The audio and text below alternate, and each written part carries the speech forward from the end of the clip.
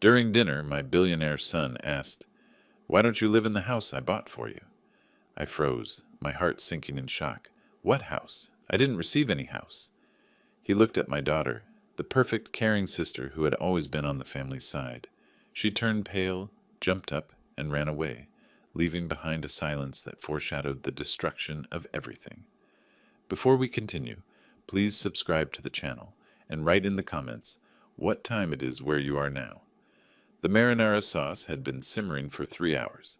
I stirred it one more time, checked my phone again, still no text from Devereaux, and wiped down the counter for the 4th time that evening. My son was driving up from San Francisco, and I hadn't seen him in a year. The pasta water rolled into a boil just as my phone buzzed. "Parking now. Smells amazing from the street." I grinned, turned down the heat, and went to unlock the door.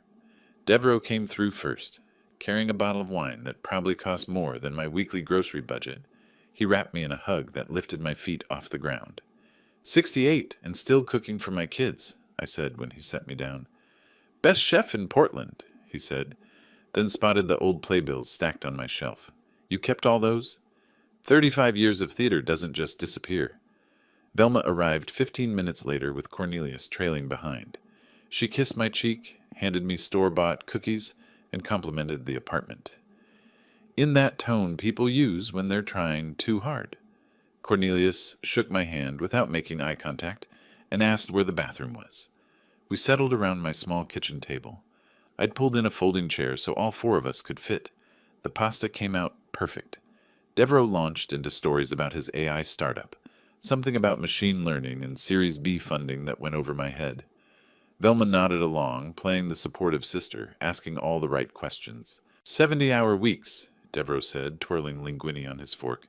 "But we just closed the round, so things should calm down." "Must be nice," Cornelius muttered, "having money to burn on startups."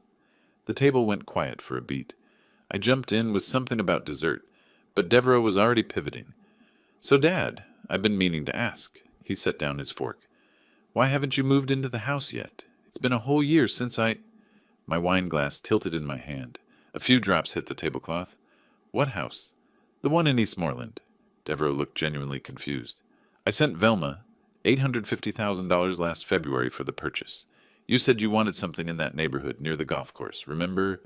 Velma handled everything because I was swamped with the company launch."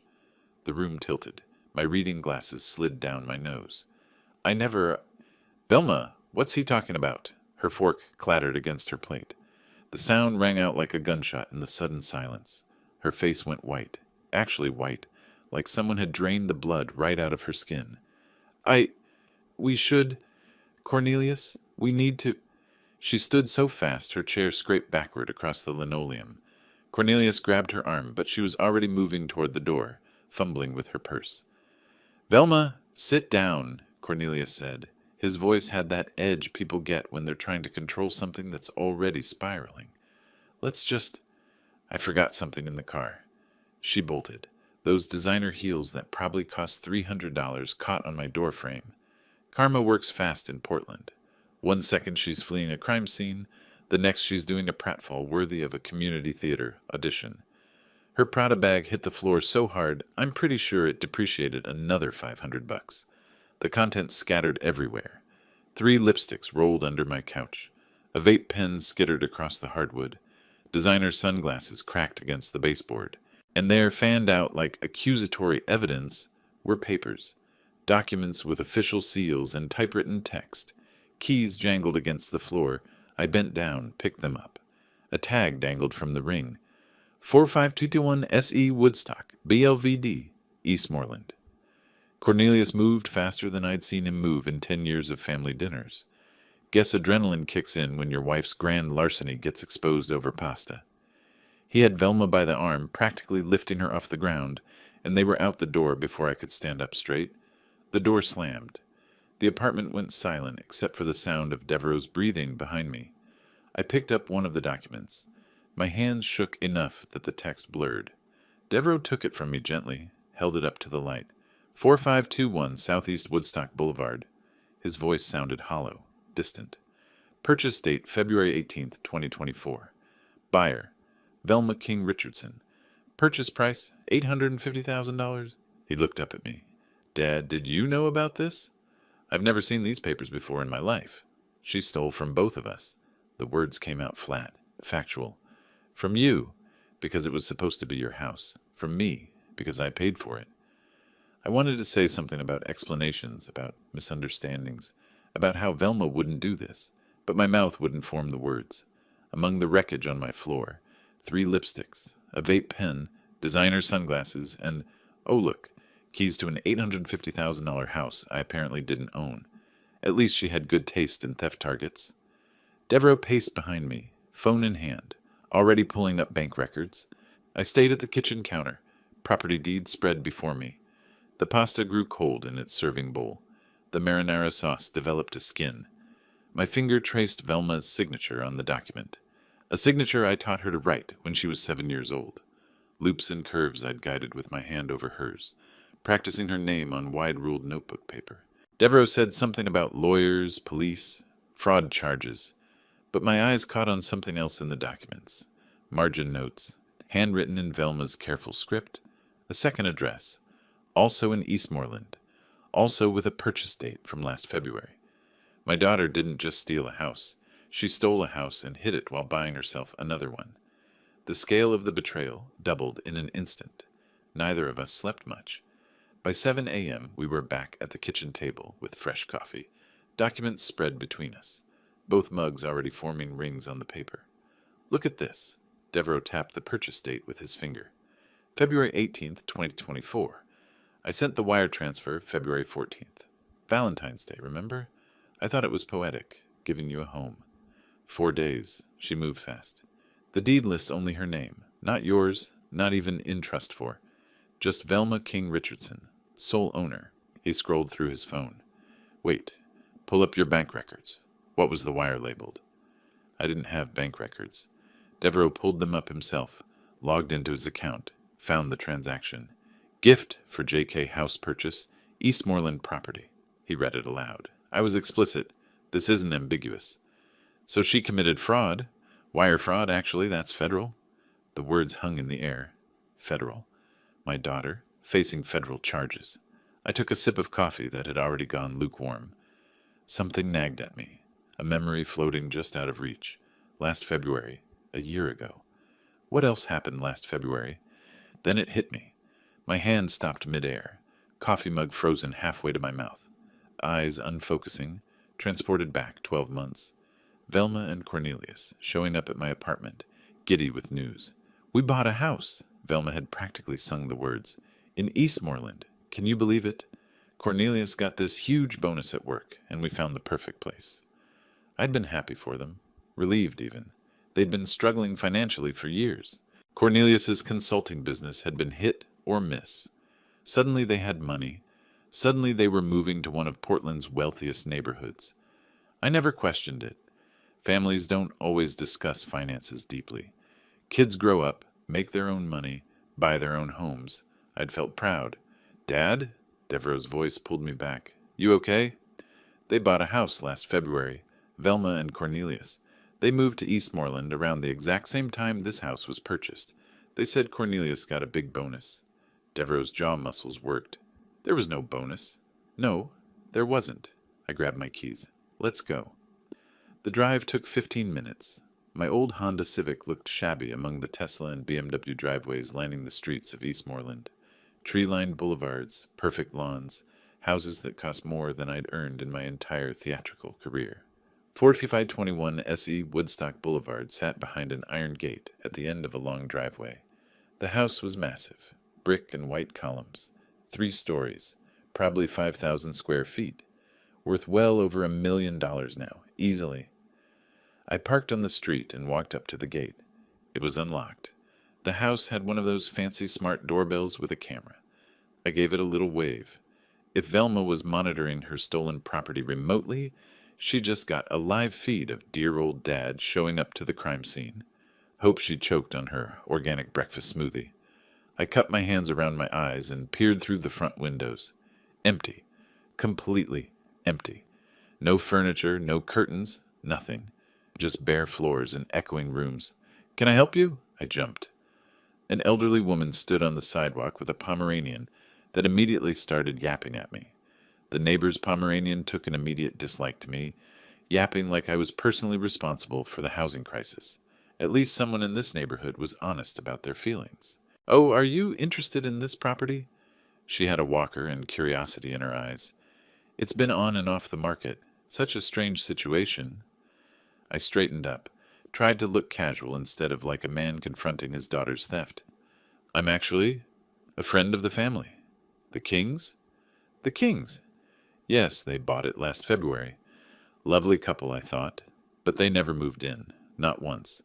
The realtor comes by monthly to check on it, but otherwise it just sits empty." "Do you know them personally?" "Only met them at closing. The wife seemed nervous. The husband did all the talking. They mentioned something about renovations, but no contractors ever showed up." She tilted her head. "Are you thinking of buying it from them?" "Just looking. Thanks for the information." Back in the car, Devereux waited with his phone in hand. "Empty. Completely empty. Neighbor says they've never moved in. Not once in a whole year." "Why would she buy a house and never live in it?" "Because I would have found out." The pieces clicked together. She stole the house but was too afraid to live in it. So she bought herself a different house with separate money, probably from another source, and told everyone about that one. This one just sits here, generating property taxes she pays from who knows where. My rental apartment could fit inside this house's garage. Velma really went for the upgrade. We drove back in silence. Back at the apartment, Devereux pulled out his phone. "I'm calling the police. This is straightforward theft." "Wait. Wait? Dad, she stole $850,000. That's not a family dispute. That's a felony." "I know what it is." I set down my coffee mug carefully. "But I need to understand why. Velma wasn't always like this. Something changed." "Who cares why? She's a thief." "I care. She's still my daughter. And if we go straight to police, we'll never know the truth. She'll lawyer up, and we'll get legal answers, not real ones." Devereux's fist slammed the counter. The sound made me flinch. "So what do you want to do?" I paused. Something cold and creative was emerging in my mind, something from decades of building illusions on stage. "I want her to feel exactly what I felt last night, confused, betrayed, blindsided by someone she trusts." My phone buzzed. I glanced at the screen. Velma again. Her texts had been coming in all morning, increasingly desperate. "Dad, please talk to me. I know you're angry, but there's context. Can we meet? Just you and me?" "Dad? Please don't do anything rash." I read them all, responded to none. Let her sit in that silence, wondering what was coming. "Dad, what are you thinking?" I walked to my bedroom closet and pulled out an old theatrical trunk. Dust motes swirled in the afternoon light. The trunk hadn't been opened in years. Inside, decades of tools from my scenic design career. Hologram projectors from a 2010 production of A Christmas Carol. Motion sensors from Dracula. Sound equipment from countless shows. Devereux stood in the doorway watching me. "Dad, what are you doing?" I lifted out a small projector, turning it in my hands, light catching on the lens. "You know what I did for 35 years? I made people believe in ghosts. I created illusions so convincing that audiences forgot they were in a theater." I looked up at my son. "That house is sitting empty. Velma's too scared to live in it, too greedy to sell it, and now too guilty to go near it." His expression shifted as he understood where I was heading. "I think it's time my daughter's stolen house became haunted." I texted Goldie Hayes at 6 a.m. "Need your expertise. Remember the ghost effects from Macbeth? Coffee at 9? She responded in 30 seconds. "Intriguing. See you at Hawthorne Grounds." Goldie and I went back 30 years. She'd been the lead actress in a dozen productions where I'd designed the sets. We'd collaborated on horror shows with elaborate special effects, holograms, projections, soundscapes that made audiences forget they were watching a performance. She'd retired from acting 5 years ago, moved into real estate, but her eyes still lit up when someone mentioned theatrical illusions. I arrived at the coffee shop first, claimed a corner table away from the morning laptop crowd. Goldie swept in at 9 sharp, silver hair cut short, leather jacket that probably cost more than my monthly rent. She dropped into the chair across from me and studied my face. "Jasper King, I haven't heard from you in what, 3 years? Since you retired? I need help with a project, something theatrical." You're directing again? I thought you were done with... Not directing, creating. Remember that production of The Turn of the Screw, where we made the audience think they saw ghosts in the mirrors? Her fingers drummed the table. The Pepper's Ghost illusion took us 3 months to perfect. I need to make a house haunted, convincingly, professionally. She leaned forward, voice dropping. This isn't for a show, is it? It's personal. And before you ask, yes, it's legal. Mostly. A slow smile spread across her face. Tell me everything. So I did.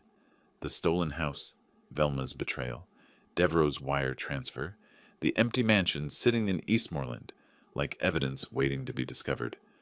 Goldie listened without interrupting, that old creative spark building behind her eyes.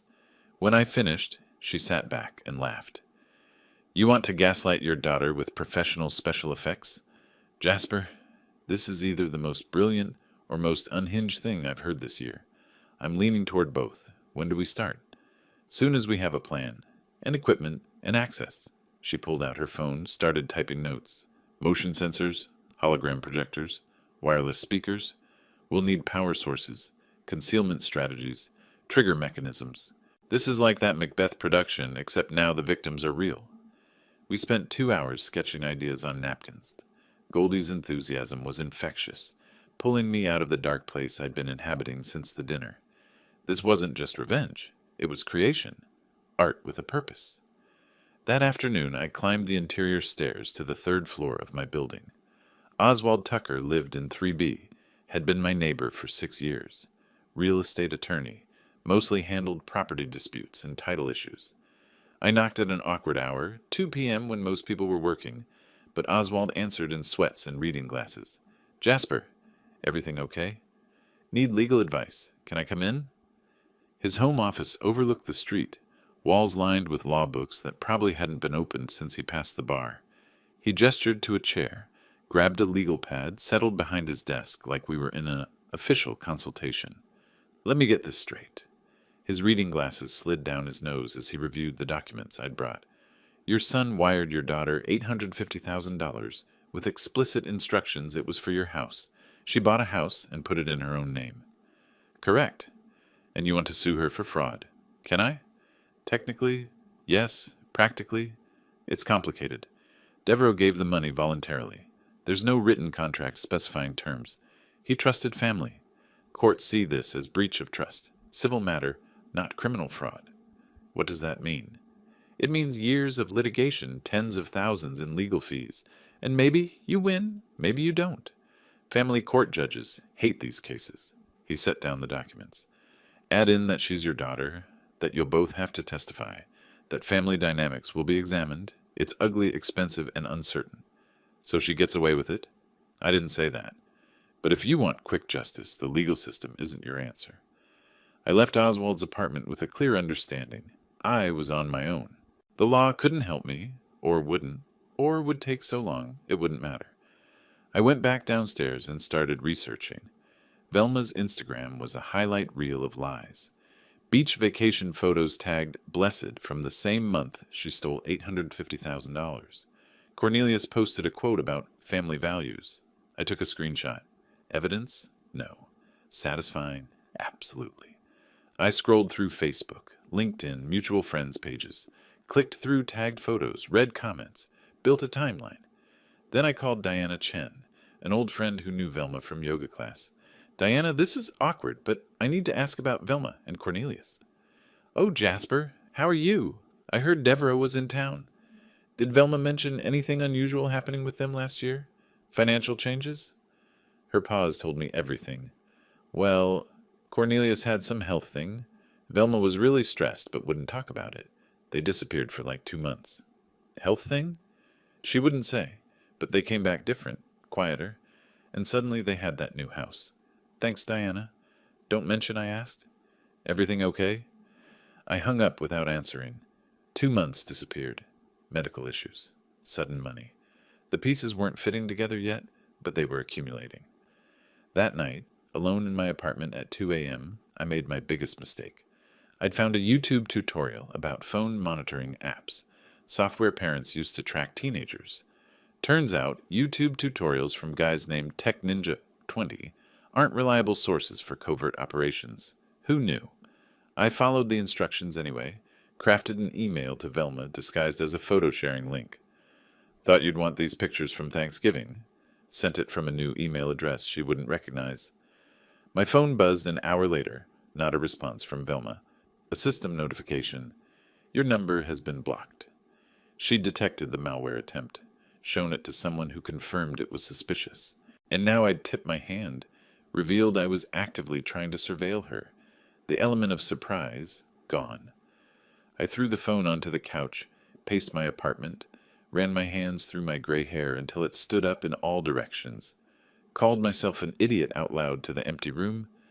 Goldie showed up 20 minutes after I texted her in panic. Found me still pacing, still cursing my impatience. I wanted to know what they were saying, what they were planning, I explained. Now she knows I'm watching. Goldie didn't lecture me, just perched on the arm of my couch and said, So we adjust. Theater is all about improvisation. You lost direct communication. Fine. That means she can't anticipate your next move. She's paranoid now, waiting for something to happen. We use that. I took a breath, nodded. Then we moved to the next act. And this time, I don't make contact until I want her to know I'm there. The next morning, Goldie spread blueprints across my kitchen table. Hand-drawn floor plans of 4521 SE Woodstock Boulevard that she'd sketched from memory after I showed her the address. I sold a house 3 doors down from this place 5 years ago, she said. I'd forgotten she'd done real estate after retiring from theater. I walked through this exact property during the open house. I remember the layout. Her finger traced the basement stairs. There's a window here, east side, hidden behind overgrown rhododendrons. Doesn't lock properly. The seller mentioned it but never fixed it before closing. If you needed to get inside without keys, she looked up at me. We could be in and out in 3 hours. Install everything before they ever think to check the property? Devereaux's voice crackled through my phone speaker. I'd put him on during Goldie's explanation. You're talking about breaking and entering. Goldie didn't blink. I'm talking about set construction in an unconventional venue. My hand hovered over the blueprint, over that basement window, over the point of no return. A memory surfaced. 15 years ago, recovering from surgery, Velma staying at my apartment to care for me. We'd watched old movies together, laughed at inside jokes from her childhood. She'd made my favorite soup every day for a week. What changed her? When did the daughter who cared become the daughter who stole? My finger touched the blueprint, right on that basement window. Let's do it. The hardware store opened at 7 a.m. Goldie and I were waiting in the parking lot at 6:55. My Honda loaded with empty bags for transporting equipment discreetly. Inside, we moved through the aisles with purpose. Motion sensors, 3 of them. Wireless speakers. Compact models with good sound projection. Extension cords. Power strips. Mounting hardware. The employee at checkout watched us load everything onto the counter. This is a lot of equipment for a home project. You doing a security system? Community theater production, I said. We're doing a modern A Christmas Carol. Lots of ghost effects. In February? Goldie jumped in smoothly. Pre-production. We mount the show in November. Smart theaters start early. You'll need extension cords for this many devices. What's your power supply situation? The venue has multiple circuits. We're professionals.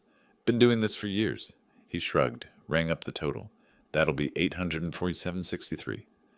Goldie leaned toward me as I swiped my card, almost as much as a down payment on a stolen house. $847 to terrorize my own daughter. Parenting advice columns never covered this scenario. Back at my apartment, we loaded the real equipment, the theatrical gear from my old trunk. Hologram projectors I'd used in a 2010 production of A Christmas Carol. Irony not lost on me. Motion sensors from Dracula. Audio equipment from countless shows. 35 years of accumulated tools. Finally getting one last performance. Monday evening arrived cold and dark. We dressed in black, work gloves tucked in pockets, and drove to Eastmoreland at 7 p.m. Parked 2 blocks away, walked to the property carrying equipment in dark canvas bags that could have been gym gear. The rhododendrons behind the house had grown wild, branches thick as my wrist blocking the basement window. Goldie produced wire cutters from her pocket and went to work while I kept watch on the street. The snapping branches sounded loud in the quiet neighborhood, but no lights came on, no dogs barked. The window sat there behind the cleared branches. Just as Goldie remembered, she pushed on the frame. It didn't budge. Pushed harder, angling upward. Something clicked, and the window swung inward. "After you," she whispered. I spent 35 years building theatrical sets. Never thought I'd use those skills for breaking and entering. My theater union would be so proud. Or horrified. Probably both. My knees cracked as I squeezed through the window, dropping into musty darkness below. Cobwebs caught in my hair. My feet hit concrete, and I fumbled for my phone's flashlight. The basement spread before me, empty, dusty, exactly as abandoned as the rest of the house. Goldie handed equipment down piece by piece. Projectors wrapped in towels, sensor boxes, portable speakers, a drill, mounting hardware, my old microphone from recording session work. We worked methodically, Goldie following me up the basement stairs with bags slung over her shoulders. The house felt massive in the darkness. Our footsteps echoed on hardwood floors. I tried not to think about property values, about what this place would mean to me if things had been different. Just focused on the work. We started in the main hallway. I drilled tiny holes for sensor mounts, hands steady despite circumstances, muscle memory from decades of set construction. Goldie positioned the motion detectors, tested the angles, adjusted until she was satisfied. "This one catches movement from the front door," she explained, marking positions with tape. "This one monitors the staircase. This one covers the kitchen entrance. Anyone walking through gets triggered." The audio equipment went next. Wireless speakers hidden behind crown molding, tucked into closet corners, mounted in the basement ceiling. I'd recorded the audio track earlier that day, sitting in my apartment bathroom because the acoustics were best. Speaking my own words into the microphone, voice steady and accusing. "Why did you betray me, Velma? And I know what you did, and this was supposed to be my home." Hearing my disembodied voice play through the empty house sent chills down my spine. Goldie triggered the motion sensor accidentally during setup, and my own voice scared me. If I give myself a heart attack with my own haunting equipment, the irony will kill me faster than the cardiac arrest. The hologram projector was last, the most complex setup. Goldie adjusted angles while I walked through the hallway, testing the throw distances. When she was satisfied, she triggered it manually. A shadowy figure appeared on the wall, distorted, accusing, recognizably human, but wrong, somehow. My silhouette stretched and warped. She grinned. "Perfect." We were out by 10 p.m. 3 hours, exactly as planned. Goldie climbed through the window first, and I handed equipment bags up to her, then hauled myself out with muscles that protested the whole way. We replaced the rhododendron branches as best we could, walked back to the car without speaking. "Wednesday morning," Devereaux called. "The report came back. I'm forwarding it now." I pulled up his email on my laptop while he stayed on the line. The private investigator's work was thorough. 20 pages of financial records, credit reports, property documents, timeline reconstructions. $450,000 in debt, Devereaux said. Credit cards, medical bills, personal loans. "Dad, they're drowning." "Medical bills? For what?" The investigator couldn't get details. HIPAA protection. But there's a paper trail to Oregon Health and Science University. Big charges starting March 2024, continuing through September. Right after they bought the house. Or maybe right before. Maybe that's why they needed the money. I scrolled through page after page of collection notices, court filings for unpaid debts, credit card statements with balances maxed out. The numbers painted a picture of desperation, but not the whole picture. The medical specifics stayed locked behind privacy laws. "Then why not just ask?" I said. "Why steal? Pride? Shame? I don't know, Dad. But they're desperate." 20 years ago surfaced in my memory without warning, working 3 jobs to pay Velma's college tuition, scenic designer by day, night janitor at a hospital, weekend handyman, falling asleep at the kitchen table over bills, Velma coming home for spring break, finding me like that, making coffee and sitting across from me with tears in her eyes. "Dad, I can take a semester off, get a job, help with..." And me cutting her off. "No, you're going to finish. You're going to have the opportunities I didn't." She'd hugged me hard that day. "I'll never forget what you're doing for me. Never." But she had forgotten. Or something had changed her. Or maybe I never knew her as well as I thought. Thursday afternoon, I sat at a public library computer and typed out an anonymous letter. Hunt and Peck style, careful not to leave fingerprints on the keyboard. The house is waiting for you. It's time to move in. Printed it on library paper, no return address. Drove to the downtown post office and mailed it from there, untraceable. Friday evening, my phone buzzed. Unknown number, text message. We know you're behind this. Leave us alone or we'll get a restraining order. I stared at the screen, showed it to Goldie, who'd come over to finalize our monitoring plan. She read it and laughed. They think you sent the letter. They have no idea what's actually waiting for them. I didn't laugh. That's what worries me. They're going to walk into that house with no warning. That was the whole point, wasn't it? My hand kept reaching for the phone, hovering over the power button for the remote kill switch we'd installed. Tempted to shut everything down, call this off, find some other way. But I didn't. Not yet. The system stayed live, armed, waiting. Somewhere across town, in their actual house, Velma was reading my letter, her hands probably shaking, coffee mug tilting dangerously, fear building in her chest. Cornelius was probably dismissing it, calling me an old fool, insisting they had nothing to worry about. They had everything to worry about. They just didn't know it yet. Cornelius threw clothes into suitcases Friday afternoon, aggressive energy radiating off him like heat. Velma hesitated at every item, hands hovering over hangers. Do we really need to do this now? We've owned this house for a year. If we don't establish residency, it looks suspicious. Suspicious to who? We're already caught. My brother knows. My father knows. Legally, it's ours. If we're living in it, using it, we have more claim if they try to sue. Plus, he checked his phone calculator, we can rent the basement suite for $1,500 a month. Maybe the upstairs bedroom for another $1,000. Rent? You want strangers living in my father's house? It's our house now, and we're drowning. This is a life raft. It's a crime scene. It's 4 bedrooms and 3 bathrooms in Eastmoreland. Pack a bag. We're going tonight. Their car pulled up to 4521 SE Woodstock at dusk, headlights sweeping across the massive empty house. Velma's hand shook as she unlocked the front door with keys that had burned in her purse for a year. The house smelled of dust and abandonment. They set up an inflatable mattress in the master bedroom, 8 Thai takeout straight from containers on the kitchen counter. No furniture, no curtains, just echoing rooms and their guilt. Velma lay awake at 2 a.m. staring at the ceiling, already unable to sleep in the stolen house. At 2:14 a.m. exactly, something clicked, imperceptible, mechanical. Then Jasper's voice filled the darkness, not from one direction, but everywhere, layered with theatrical reverb. Velma, why did you take my home? She bolted upright, heart hammering. Cornelius! Cornelius! He groaned, rolled over. What? What is it? Did you hear that? The voice, Dad's voice. I don't hear anything. The voice came again, echoing through walls. I'm here, in the walls, in your guilt. There, you had to hear that. Cornelius listened, eyes adjusting to darkness. I don't hear anything, Velma. You're freaking yourself out. The hallway. There's someone in the hallway. I saw... She pointed. A shadow figure stood on the wall, human-shaped, distorted. Jasper's silhouette stretched and warped, accusing.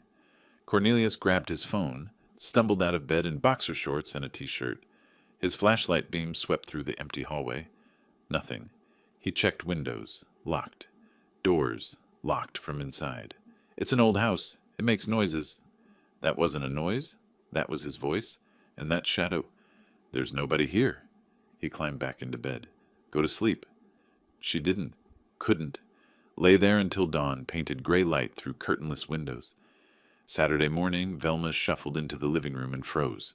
A silver picture frame sat on the mantel, prominent, positioned where morning light hit it perfectly. She walked closer, recognized the photo. Her at 6 years old, Jasper beside her, both grinning at the camera. They hadn't brought any photos, just a mattress and takeout. Cornelius, come here now. What? This photo. Where did this come from? He walked in, coffee mug in hand. What photo? Her hand shook as she held it up. This. Me and Dad. We didn't bring any photos. Maybe the previous owners left. There were no previous owners. We bought it empty. She flipped the frame. Words written on the back in handwriting that looked eerily like her father's. Remember when I loved you? Cornelius took the frame, examined it. This is him. He's doing this. He's been in this house, or someone's been here for him. He knows we moved in. That's impossible. We locked everything. Nobody has keys except what? The realtor? The inspector? I don't know. Velma dialed Devereaux's number. Voicemail. Dialed again. Voicemail. 6 times in 10 minutes. Each call going unanswered. Desperation building with each failed connection. She grabbed her keys. I'm going to Dad's apartment. Velma, he needs to know I'm sorry. We need to talk. 25 minutes later, she stood outside Jasper's building on SE 34th Avenue, climbed the stairs to his first-floor unit, knocked. Dad? Dad, it's Velma. I know you're angry. She knocked harder, hollow echo of emptiness. Dad, please, we need to talk. I can explain everything. The doorknob didn't turn. She pressed her ear to the door. Silence. Peered through the mail slot. Lights off. Mail piled on the floor inside. I'm sorry. I'm so sorry. I didn't know how else to... Her voice broke. Okay. I'm leaving a note. Please call me. She scribbled on paper from her purse, taped it to the door, walked away whispering to herself, Where did you go? You've lived here for 15 years. 20 minutes away, Jasper sat in Goldie's living room, laptop open, watching the doorbell camera feed he'd installed before leaving. $40 at Best Buy. Velma probably paid more for her guilty conscience therapy sessions. Best $40 I ever spent. He watched his daughter cry on the screen, watched her tape the note, watched her drive away defeated. Poured bourbon, didn't taste it. Just watched his phone light up with her messages. Goldie appeared beside him. She looks terrible. When's the last time she slept? Not my problem. Jasper, she's your daughter. She's a thief who stole from her own family. And you're a father torturing his child with ghost stories. Where's the line? He took a drink. I'll know it when I see it. Will you? Because from here it looks like you're enjoying this. He watched Velma's car disappear off screen. I'm not enjoying it, but I'm not stopping either. Sunday morning, 3:47 a.m. Motion sensor triggered again on Jasper's laptop screen. Velma wandering the house alone, phone in hand. He switched to the cellular interceptor Devereaux's PI had installed. Legally gray, monitoring data through the house's network. Her text message appeared. I need to talk to someone about Dad. Something's wrong. He's been gone for a week and nobody's seen him. Should I file a missing person report? Sent to Diana. Jasper's blood ran cold. Missing person report meant police investigation. They'd find him at Goldie's. They'd ask why he left. The whole revenge plan could unravel, and worse, he'd look like the guilty one hiding. He grabbed his phone, started to call Velma to stop her, then froze. He'd blocked her number. She'd blocked his after the spyware attempt. They couldn't communicate even if he wanted to. Goldie appeared in the doorway in her bathrobe. What happened? He turned the laptop toward her. She's going to call the police, and I can't stop her. Goldie made coffee at 4 a.m. while Jasper paced her kitchen. If she files a missing person report, police come looking, they find me here. They ask questions. So you go home. Show your face. Prove you're fine. And blow the whole thing? She's cracking. Another week and she'll confess everything. Another week and you'll be explaining to cops why you disappeared, and your daughter's having a nervous breakdown in a house full of hidden cameras. I'll make an appearance. Quick! Then disappear again. Goldie set down her mug. Jasper, this is getting dangerous. Not legally, psychologically. For her. For you. She stole $850,000. She deserves dangerous. Does she? Or does she deserve honesty, consequences, maybe therapy? This is starting to feel like torture. It's justice. You keep saying that. I'm not sure you believe it anymore. Sunday, 5:30 a.m. Pre-dawn darkness. Jasper slipped into his apartment building through the back entrance. Mrs. Chen from 2B came out of the laundry room with a basket. Saw him in the hallway. Oh, Jasper, we were worried. Mrs. Chen grabbed my arm. Jasper, where you been? We thought maybe you died. I told her I was visiting family. She nodded like that explained the full beard I'd grown specifically to look more haunted house worthy. He climbed to his apartment, unlocked the door, turned on lights, set timers, stood visible in the window for 60 seconds, took out trash, checked mail with neighbors watching. Proof of life established. Then drove back to Goldie's, feeling like a fugitive in his own life. Over the next 3 days, he intensified the haunting. Clicked through laptop interfaces, selecting audio files. Velma, I taught you better than this. Remember the time I taught you to ride a bike on Hawthorne? You trusted me then. Camera feeds showed Velma pacing the house in the same pajamas for 3 days straight, hair unwashed, dark circles like bruises under her eyes. Cornelius slammed kitchen cabinets, phone pressed to ear, arguing with credit card companies about minimum payments. Monday afternoon, Goldie snuck into the house during their grocery run, key copied from a locksmith weeks ago, placed a theatrical script on Velma's pillow, the show about guilt and redemption that Jasper had designed in 2009. Worn pages, his handwritten notes in margins. Tuesday, Velma found it. Camera feed showed her reading highlighted passages, recognition dawning, sinking to the floor with the script clutched to her chest. She read aloud to the empty house. The guilt follows you, not because someone places it there, but because you placed it in yourself. Every locked door, every darkened hallway, every creak in the night, it's not the house that's haunted. It's you. Then whispered, Dad, I know you're doing this. I know these are your words. I remember this play. I was 17. You let me read lines with you at kitchen table. She traced his margin note. Velma helped with this scene. Brilliant instincts. I'm sorry. I'm so sorry. But I can't undo it. The money's gone. The treatments cost everything, and Cornelius is too proud to admit we failed. Treatments? Jasper leaned closer to the screen, volume up. What treatments? That afternoon, Velma met Diana at a coffee shop. Jasper couldn't monitor that, but Diana's concern showed when Velma returned, text messages flying. Tuesday evening, Velma called an electrician. The electrician spent 2 hours checking every outlet, breaker, and wire. Found nothing wrong. Charged them $350. On the way out, I watched him make the sign of the cross. He wasn't even Catholic, just covering all bases. Tuesday afternoon, system triggered during daylight hours. Velma alone in the house. Jasper's voice. I taught you better than this. She sat down on the hallway floor instead of running, talked back to the empty house, calm despite tears. I know, Dad, you did teach me better. You taught me about honesty and integrity, and working hard. You worked 3 jobs so I could go to college. I remember all of it. She paused, composing herself. But you never taught me what to do when someone you love is dying and insurance won't cover it, and you have 72 hours to come up with $750,000 or watch him die. You never taught me that. She sat there 20 minutes, explaining everything to silence. Jasper sat frozen at Goldie's house, listening. Dying? Insurance? $750,000? Wednesday morning, Cornelius climbed into the attic investigating sounds. Found a motion sensor mounted in the rafters. Held the small device in his palm, eyes widening with understanding. He stormed downstairs. Velma! What? What's wrong now? This. He thrust the sensor at her. It's a motion sensor. Wireless. Commercial grade. There are probably others. This whole haunting is fake. But the voices, the shadows, speakers, projectors. Your father worked in theater for 40 years. He knows exactly how to do this. He's been inside, installing equipment. Him or someone working for him. This is harassment. It's illegal. Breaking and entering surveillance. We can press charges. Press charges against my father? He's terrorizing us. Yes, press charges. I'm calling him. Right now. Cornelius scrolled through Velma's phone. Found Jasper's blocked contact. Unblocked it. Dialed. Jasper's phone buzzed. Unknown number. He answered cautiously. Hello? I know it's you. I know what you're doing.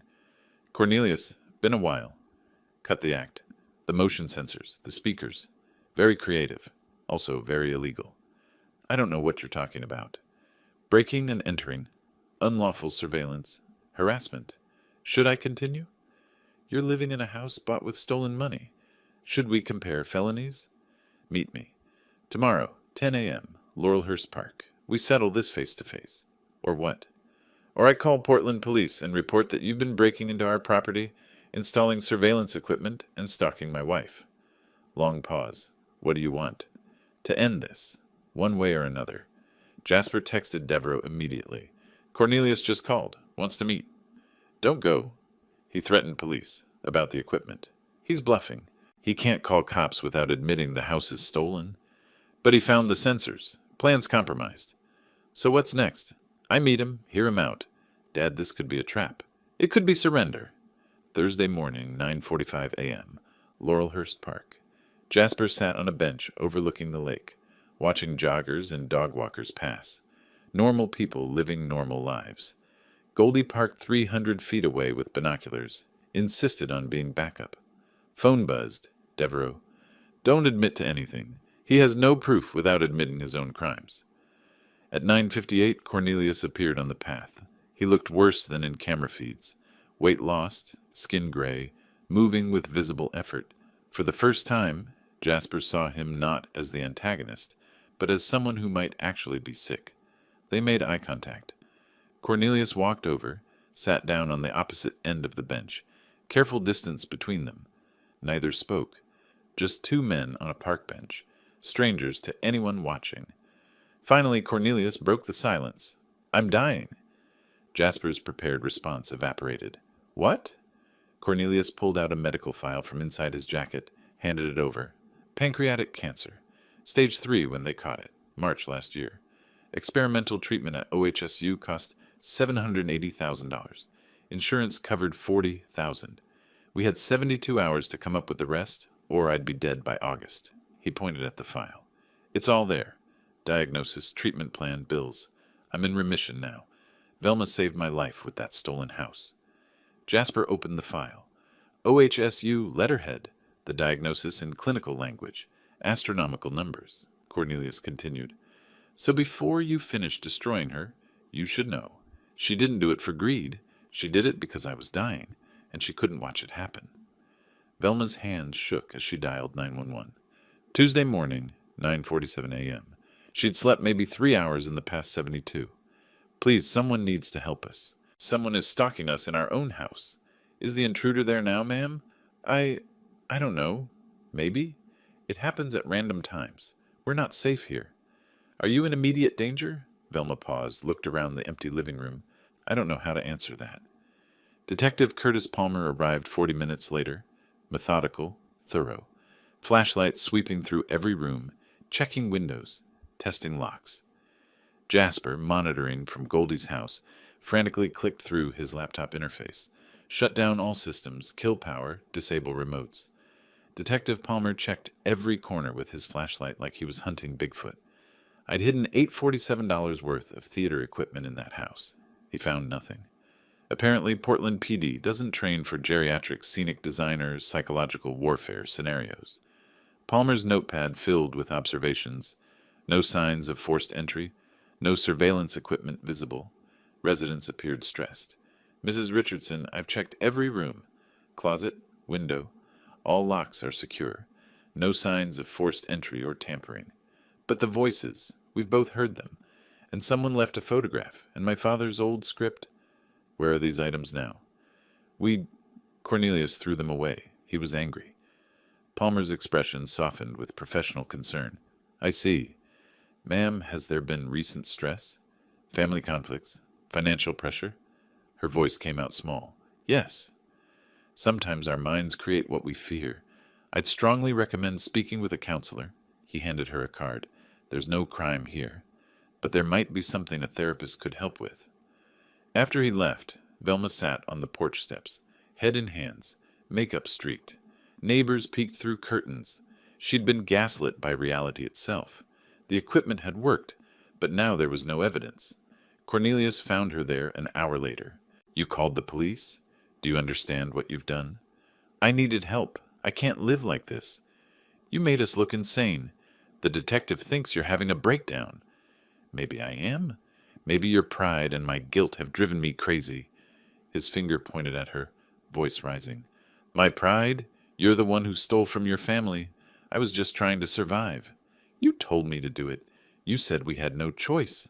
I never told you to steal. I told you we needed help, and you made the worst possible decision. Velma flinched, backed against the refrigerator. I was saving your life. and destroying mine in the process. I can't sleep, can't work, can't think straight, because you're seeing ghosts everywhere. Get out! What? Get out of this room. Get away from me. I can't look at you right now. The next day, 3 real estate agents walked through. Each one lowered their estimate. By the third guy, Cornelius looked like he wanted to sell the realtor instead. The final agent spread comparable listings across the kitchen table. I've pulled recent comps in Eastmoreland.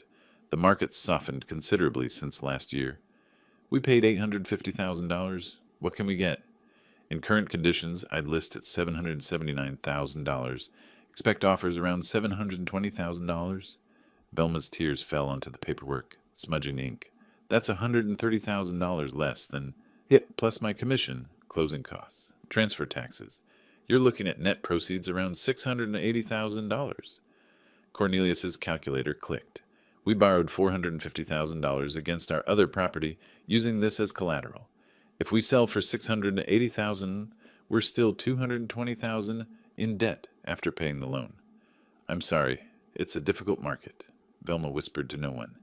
We stole a house and somehow lost money.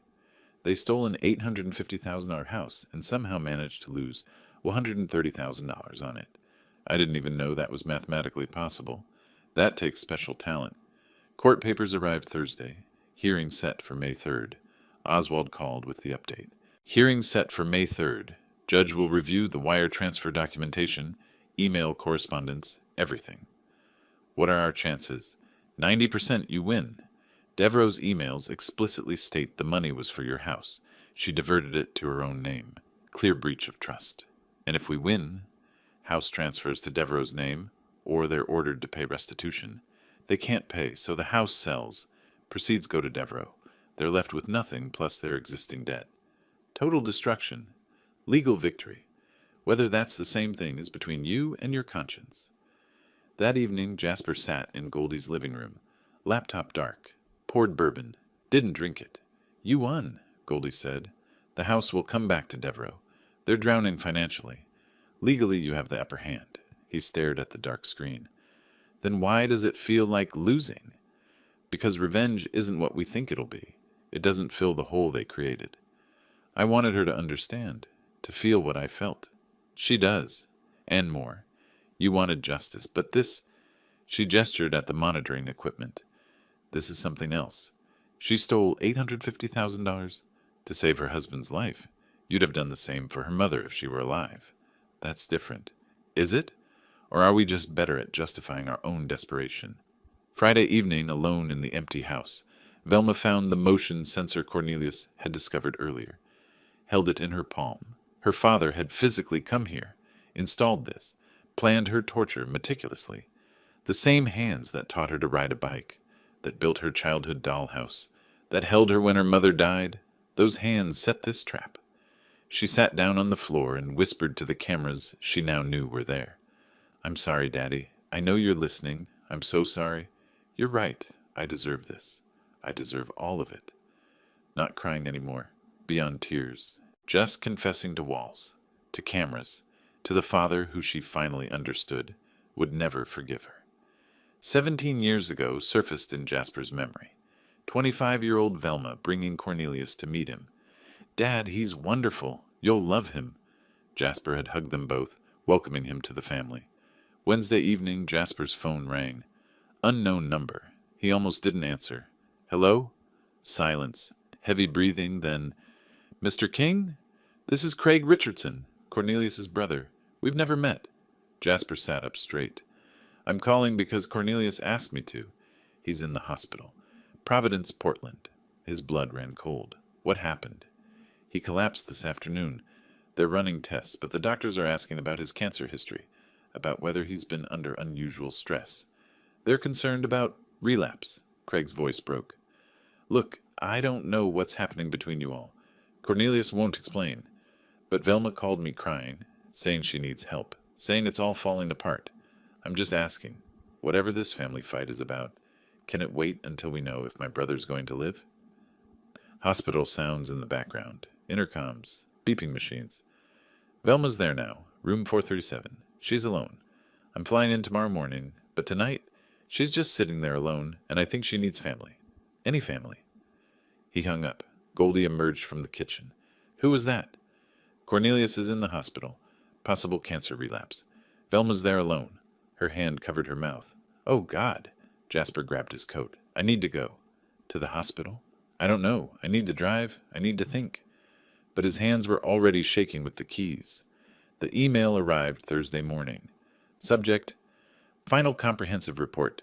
Richardson Medical Shot Financial History. 73 pages. I paid $5,800 for it. That's about $80 per page. For that price, it should have been leather-bound and included a massage. But the first page alone was worth every dollar. Patient: Richardson Cornelius James. Diagnosis: pancreatic adenocarcinoma. Stage 3. Date: March 14, 2024. Prognosis: 15% 5-year survival rate. Recommended treatment: experimental immunotherapy protocol, Oregon Health and Science University. Estimated cost: $780,000. Insurance coverage: $40,000. My hands trembled scrolling through billing statements, insurance denials, a timeline that made my stomach drop. March 15th to 17. Velma liquidated everything. Maxed credit cards for $200,000. Personal loans $150,000. Borrowed from friends $50,000. Total raised $400,000. Still $380,000 short. March 18th. Devereaux's email arrived asking her to find a house for me in Eastmoreland. Would send $850,000. March 19th. She told Devereaux she'd found the perfect house. Gave him wiring instructions. March 21st. Treatment deposit paid. Cornelius began experimental immunotherapy. I drove to Goldie's at 7 a.m. without calling first, still in pajamas under my coat.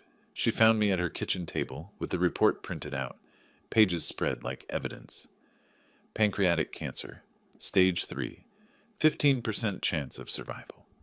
Goldie read over my shoulder. Diagnosis came March 14th last year.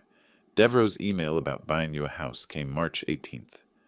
4 days. She had 4 days between learning her husband was dying and seeing a way to save him. The treatment worked. He's in remission. She saved his life by stealing from mine. Goldie pulled out a chair. What would you have done if it was your wife? If someone you loved was dying and you saw $850,000 you could access? Long pause. I'd like to think I would have asked. Explained. Been honest. Would you? Or would you have been too proud? Too ashamed? Too desperate? I'll never know. But she should have asked. Yes, she should have. But desperation makes thieves of honest people. I sat there another hour, then logged into the haunting system control panel. Clicked Disable all systems. Confirmation box? Are you sure? Hovered over Yes for 30 seconds. Clicked. I clicked Disable all systems on my theatrical haunting rig. $1,000 of equipment rendered useless. Goldie said it was the most expensive moral epiphany she'd ever witnessed. Friday afternoon, I met with Oswald. You want to offer what? Let me make sure I understand. They return the house. You drop all financial claims. They walk away with 0 penalties. Yes.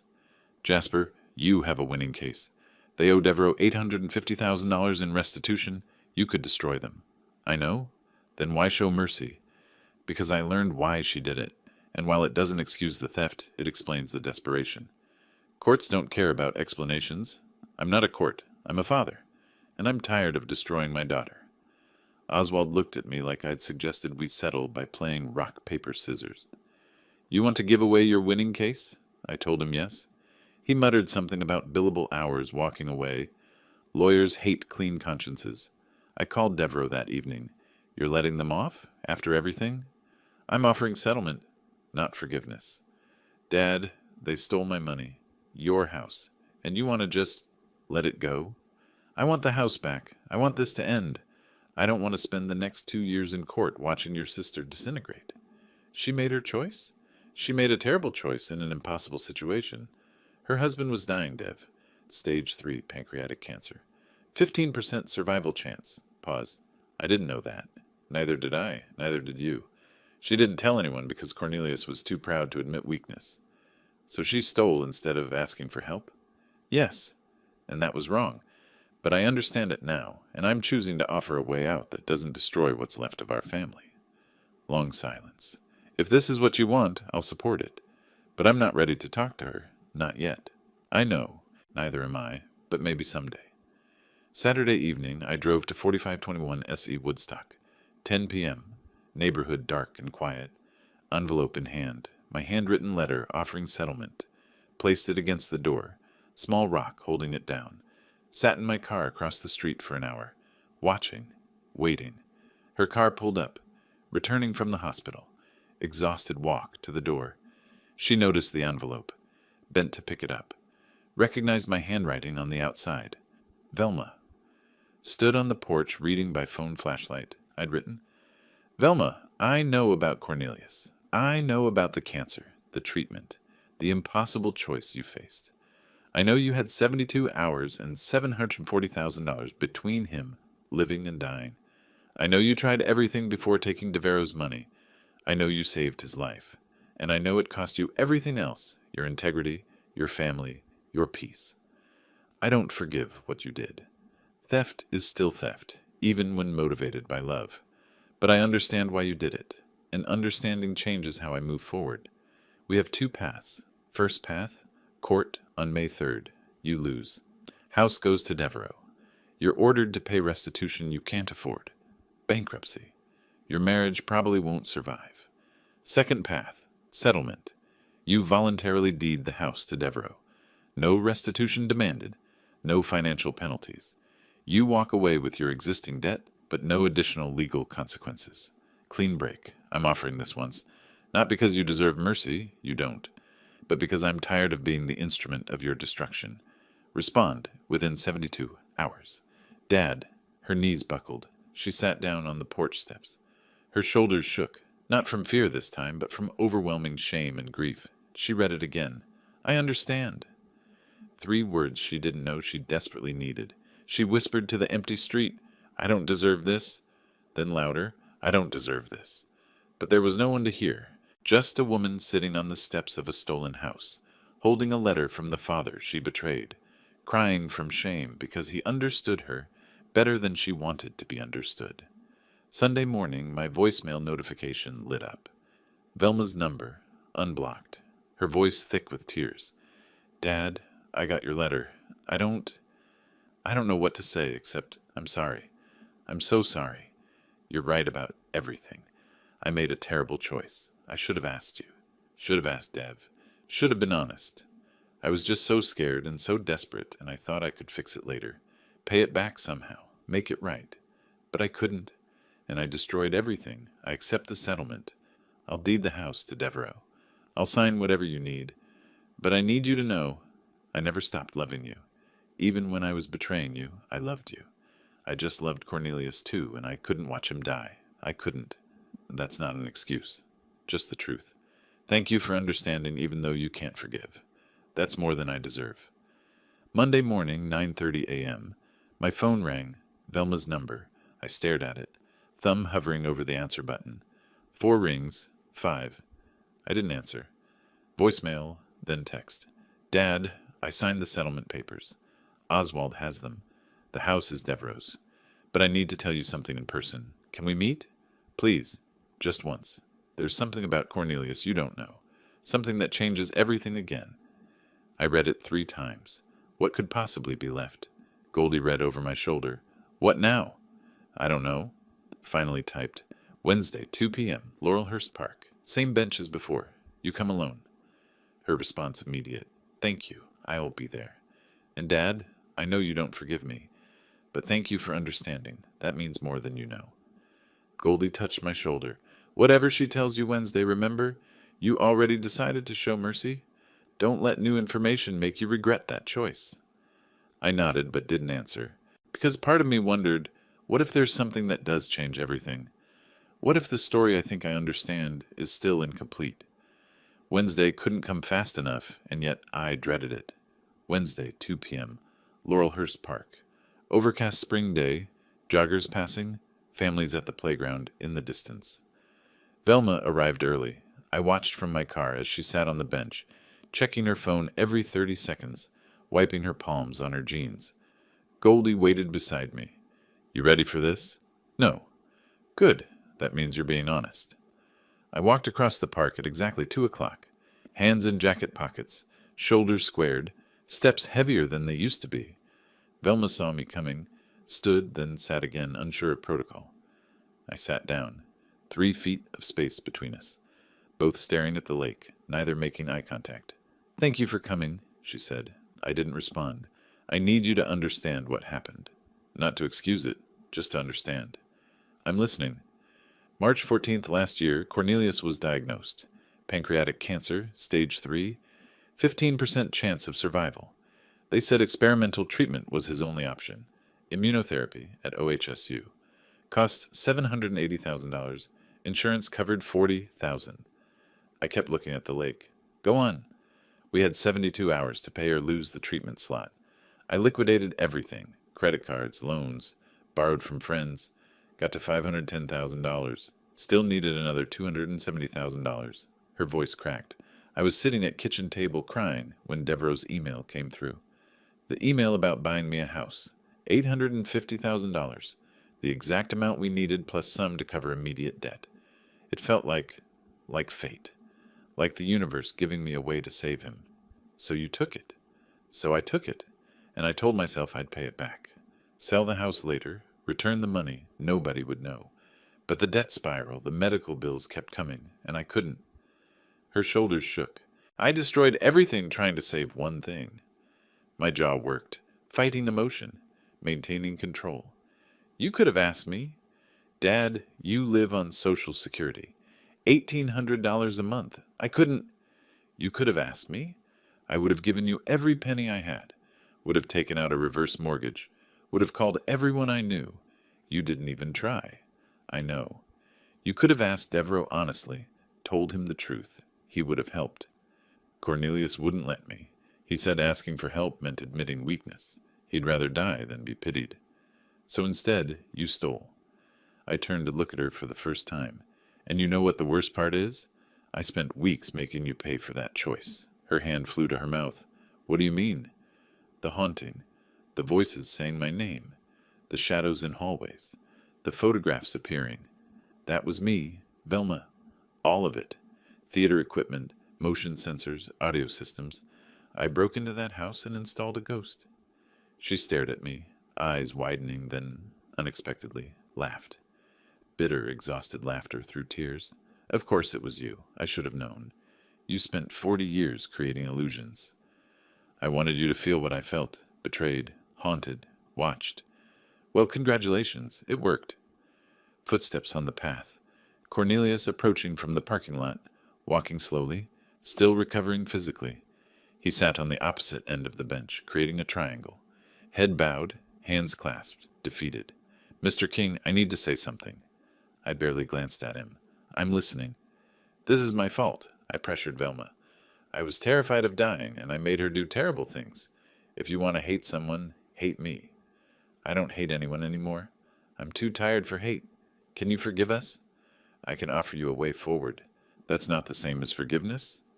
I pulled out the settlement document I'd brought, placed it on the bench between us, made Velma reach for it. "This. You deed the house to Devereaux voluntarily.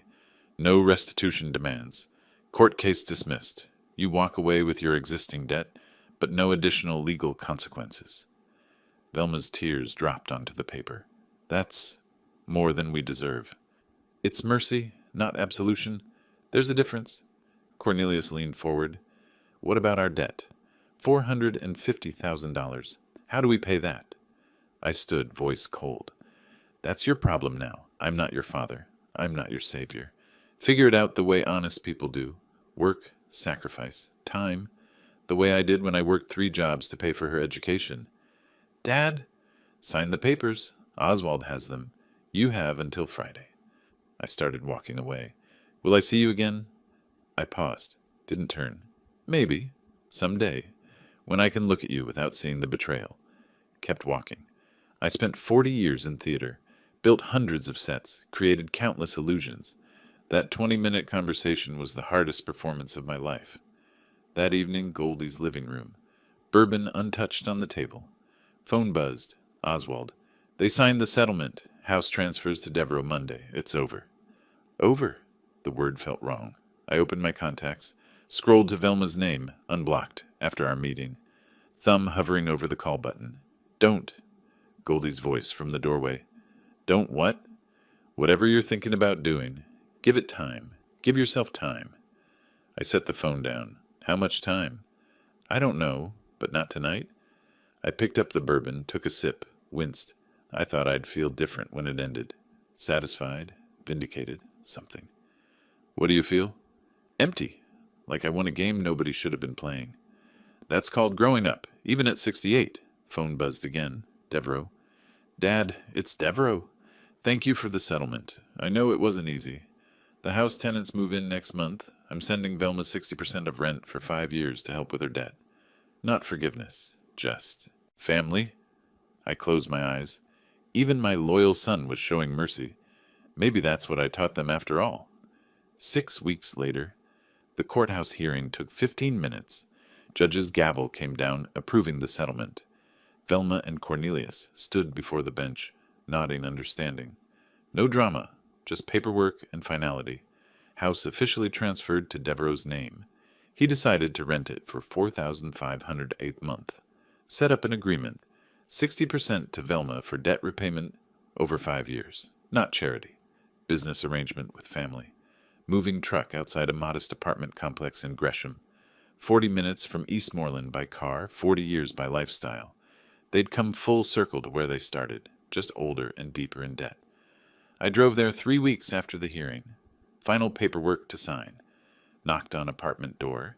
Velma answered, awkward moment before inviting me in. Their new living room. Cramped. Furniture from thrift stores.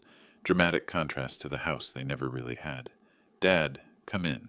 It's not much, but it's clean. That's something. Cornelius from the kitchen. Coffee? I just made a pot. No thank you. I won't stay long. Just need your signatures on the final transfer documents. Velma sat, took the papers. Devereaux's really letting us pay back through the rent? It's not letting, it's an agreement. 60% of monthly rent for 5 years. You'll pay back about $162,000 of what you took. The rest? Consider it the cost of your education. That's more than fair. It's what Devereaux decided, not me. She signed, then looked up. Dad, have you forgiven us? Long pause. I understand why you did what you did. Understanding and forgiveness are different things. Will you ever forgive me? Maybe. Someday. When I can look at you and not see the year you stole from me. The trust you broke. The family you fractured. She nodded, tears falling. That's fair. I stood, gathered papers. I need to go. Will we see you again? At holidays? Birthdays? I stopped at the door, back to her. I don't know. That's honest. I don't know if I can sit across a table from you and pretend everything's fine. Cornelius spoke up. We don't expect pretending. Just a chance. I turned slightly. You have 5 years to prove you've changed. Maybe by then I'll be ready to see it. I left. A week later, a package arrived at my apartment. Small, carefully wrapped. Inside, my old theatrical award trophy from 2005. Bronze theater masks I'd given Velma 20 years ago. Note in her handwriting. I don't deserve this, but I'll try to deserve it again. Thank you for the lesson. She sent back my award. 20 years ago, I gave it to her saying, May you always make art that matters. Apparently, larceny and desperation don't qualify. At least she finally read the engraving. I cried reading it. First time I'd cried through all of this. Set the trophy on my shelf where it belonged originally. May afternoon, Goldie picked me up. You've been quiet all morning. Just thinking. About? Whether I did the right thing, the haunting, the revenge, all of it. Did you? We drove to Eastmoreland. Parked across from 4521 SE Woodstock Boulevard. Young couple with a baby moving in. New tenants. Normal family inhabiting the house that caused so much pain. I don't know, I said, watching movers carry furniture. I got justice. The house is back with Devereaux. They're paying consequences. But I lost my daughter in the process. Maybe permanently. You didn't lose her. She's still alive. Still trying. Still your daughter. You gave her the hardest gift. Accountability. With mercy. Doesn't feel like a gift. Growth never does. For either of you. The young father carried a baby carrier. Wife directing movers. They looked excited. Happy. That house was supposed to make my life better. Instead, it destroyed my family. The house didn't destroy anything. Choices did. And choices can rebuild too. You sound like a playwright. I was married to one for 15 years. Some things stick. She paused. What now? Now? I'm thinking about a new show. Maybe something about forgiveness. Or trying to forgive. Not sure yet. That sounds like healing. Or procrastination. Hard to tell the difference at my age. We stood there another moment. The young couple disappeared inside, carrying boxes of their future. The house glowed with warm light from windows. New life, new beginnings, people who knew nothing of its history. We turned and walked back to the car. In the upper window, for exactly 3 seconds, something flickered, a shadow figure. My silhouette, hand raised in farewell or blessing, then disappeared. Equipment malfunction, or had I activated it remotely one final time, one last theatrical signature? Even I didn't know. The last ghost disappearing, the curtain falling. December rolled around. Velma sent a Christmas card. Return address, Gresham. Devereaux sent one too. Return address, San Francisco. I put them on opposite ends of my mantle. Geography as metaphor.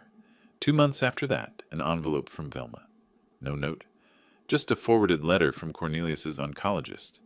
Latest scan showed complete remission, cancer undetectable, essentially cured. The experimental treatment had worked beyond their hopes. Attached note from the doctor. Your husband's case is being published in medical journals. His response to the immunotherapy is helping us save other pancreatic cancer patients. He's literally part of medical history now. I read it 3 times. Her terrible choice, her theft, her betrayal. It saved not just Cornelius, but potentially hundreds of future patients. Didn't excuse what she did, but gave it meaning beyond their personal tragedy. I kept the letter, slid it into the frame next to Velma's childhood photo on my shelf, face up now, for the first time in months. Maybe that's the beginning of forgiveness. Not erasing the past, but allowing it to be complicated. Allowing people to be both wrong and desperate. Allowing mercy to coexist with justice. Spring came again. I started writing a new play. Working title, After the Curtain. About a father and daughter, betrayal and redemption, revenge and mercy. About the space between understanding and forgiving. Goldie asked if it was therapeutic. I said maybe. Or maybe I just needed to make sense of it all the only way I knew how. Through theater. Someone once told me revenge is a dish best served cold. They were wrong. Revenge isn't a dish at all. It's a performance. You plan it, stage it, execute it, and when the curtain falls, you realize the audience was just you. And you're not sure if you liked the show. I spent 40 years creating illusions in theaters. Made people believe in ghosts, magic, impossible things. Turns out the hardest illusion to create is the one where you convince yourself that justice and satisfaction are the same thing. They're not. Justice I got. Satisfaction remained elusive. But understanding, that came. Slowly, painfully, like everything worth having. Velma's working 2 jobs now. Devereaux sends me updates. She's paying her debts, attending counseling, trying to rebuild. Cornelius is in remission, humbled, contributing what he can. Will I forgive her? I don't know. Will I see her again? Probably. Eventually. Can we repair what broke? Maybe not completely, but maybe enough. The trophy sits on my shelf. The photo beside it, face up. Small steps toward something that might someday resemble peace. Revenge is theater. But life is what happens after the final curtain. And that's the part nobody teaches you how to write. If you like this story, please like this video, subscribe to the channel, and share your impressions of this story in the comments. To listen to the next story, click on the box on the left. Thank you for watching.